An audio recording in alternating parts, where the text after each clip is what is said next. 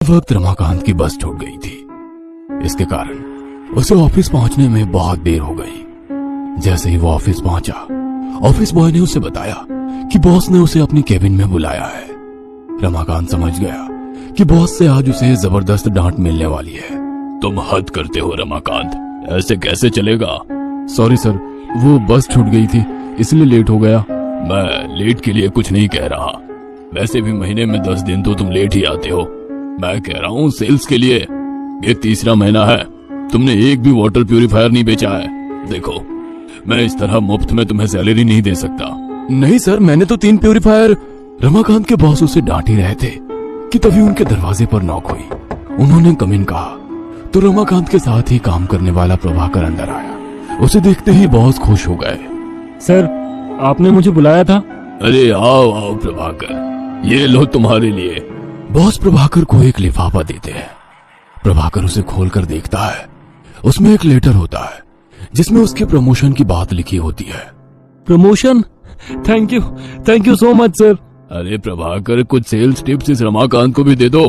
3 महीने हो गए, इससे एक प्यूरिफायर नहीं बिका। जी बॉस, दे दूंगा। प्रभाकर, इस महीने मुझे प्यूरिफायर की सेल नहीं मिली तो तुम्हें ऑफिस आने की कोई जरूरत नहीं है। बॉस की बात को सुनकर रमाकांत ने प्रभाकर की ओर घूर कर देखा। प्रभाकर उसका सीनियर था और वो हमेशा रमाकांत के सीधेपन का फायदा उठाता था। उसके नाम की सेल्स वो खुद के नाम पर लिखा देता।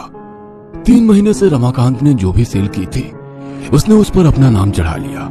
वह बॉस से उसकी शिकायत नहीं कर सकता था क्योंकि बॉस प्रभाकर को बहुत इंटेलिजेंट समझते थे और उसे बुद्धू। बहरहाल जब वो बॉस के ऑफिस से बाहर आया तो एक और सदमा उसका इंतजार कर रहा था। उसने देखा कि प्रभाकर कामिनी से हंस हंस कर बातें कर रहा है और उसे अपने प्रमोशन की बात बता रहा है। अरे बहुत बहुत मुबारक हो प्रभाकर सर, आप तो सच में कमाल हैं। अरे कमाल वमाल कुछ नहीं है कामिनी, बस मेहनत करता हूँ, बाकी सब ऊपर वाले के हाथ में है।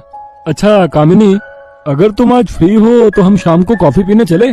क्यों नहीं सर, ये तो मेरा सौभाग्य होगा कि आपके जैसे सीनियर के साथ कुछ वक्त बिताने का मौका मिलेगा। रमाकांत कामिनी को बहुत पसंद करता था। मन ही मन उसने तो कामिनी और उसकी शादी के बाद होने वाले बच्चे तक का नाम सोच रखा था।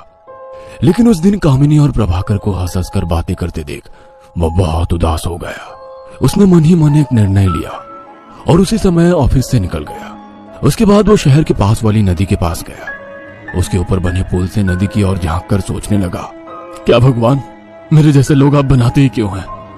ना तो नौकरी सही चल रही है और ना ही जिससे प्रेम करता हूं उससे विवाह की कोई उम्मीद।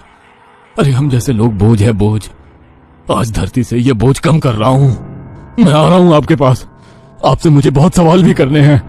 ये कहकर वो नदी में कूद पड़ा। नदी गहरी थी, वह तुरंत ही डूबने लगा। तभी अचानक एक आदमी वहां आया और वो रमाकांत को बचाकर नदी के किनारे ले आया। थोड़ी देर बाद जब रमाकांत की नींद खुली तो उसने खुद को किनारे पर पाया और अपनी बगल में उस आदमी को बैठे हुए देखा। तुम कौन हो? अरे आपको होश आ गया? आपको जब तैरना नहीं आता तो इतने गहरे पानी में क्यों गए? आप डूब रहे थे और मुझे आपको बचाना पड़ा। अरे भाई, मैं आत्महत्या करने के लिए कूदा था, तुमने मुझे क्यों बचा लिया? क्या समय आ गया है, कोई चैन से मरने भी नहीं देता। ऐसा मत कहिए, भगवान ने ये कीमती जान इसलिए नहीं दी कि आप आत्महत्या करके इसे खत्म कर लें। तो क्या करूं? हर दिन घूट घूट कर मरता रहूं? उसके बाद रमाकांत ने उस आदमी को अपनी दुख भरी कहानी बताई। बस इतनी सी बात पर जान देने निकल पड़े? तुम्हारे लिए ये इतनी सी बात है, मेरे लिए बहुत बड़ी। वैसे तुम भी क्या समझोगे, तुम पर तो नहीं बीत रही है ना? रमाकांत, तुम्हारी सारी परेशानियों का हल है मेरे पास। उसके बाद उस आदमी ने एक डायरी और पेन निकाला। उसे देखकर रमाकांत ने कहा, अरे भाई, तुम भी कोई सेल्समैन हो क्या जो डायरी और पेन बेचते हो? ये कोई मामूली डायरी और पेन नहीं है, ये जादुई है। इसके हर एक पन्ने पर तुम एक विश लिख सकते हो। जैसे ही तुम वो विश लिखोगे तुम्हारी वो विश पूरी हो जाएगी। अरे भाई, सुबह से कोई नहीं मिला है क्या तुम्हें? देखो, मैं पहले से ही बहुत परेशान हूँ, प्लीज मुझे छोड़ दो। रमाकांत, मैं झूठ नहीं बोल रहा, एक बार लिख कर तो देखो विश। रमाकांत को विश्वास तो नहीं था, लेकिन फिर भी उसने पहली विश उस डायरी पर यह लिखी कि उसे 10,000 रुपए मिल जाए। जैसे ही उसने विश लिखी उसके हाथ में 10,000 रुपए आ गए। उसे अपनी आंखों पर भरोसा नहीं हो रहा था। थोड़ी देर तक वो उन नोटों को देखता रहा, फिर उस आदमी से पूछा, तुम क्या कोई जादूगर हो?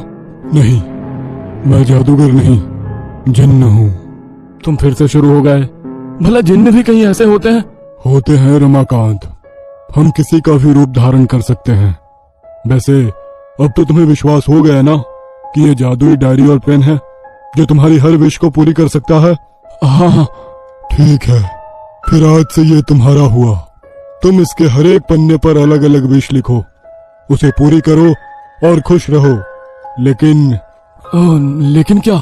लेकिन ये कि अब से मैं तुम्हारे पास ही रहूंगा। मैं औरों को तो नहीं दिखूंगा, लेकिन हमेशा तुम्हारे साथ रहूंगा। रमाकांत बहुत खुश था।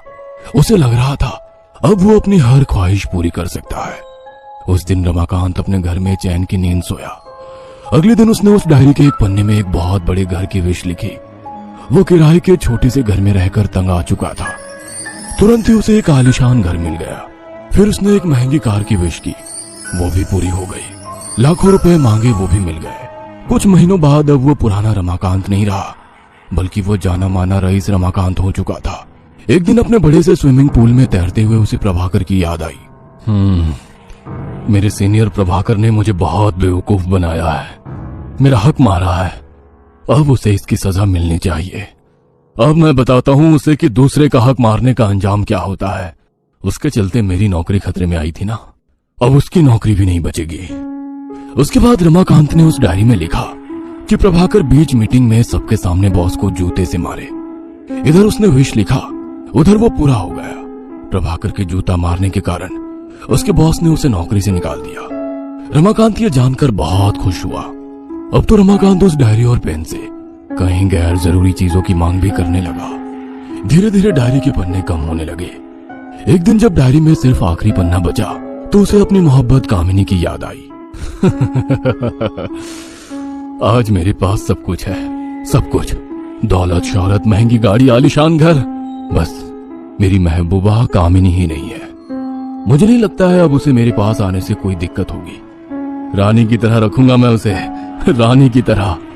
आज इस डायरी में आखिरी विश लिखकर उससे शादी कर लूं, फिर जिंदगी आराम से कटेगी। ये सोचकर वो डायरी के आखिरी पन्ने में अपनी आखिरी विश लिखने लगा। लेकिन ये क्या, वो उसके आखिरी पन्ने में अपनी आखिरी विश लिखने की लाख कोशिश करता, लेकिन वो लिख नहीं पाता। वो बहुत परेशान हो गया।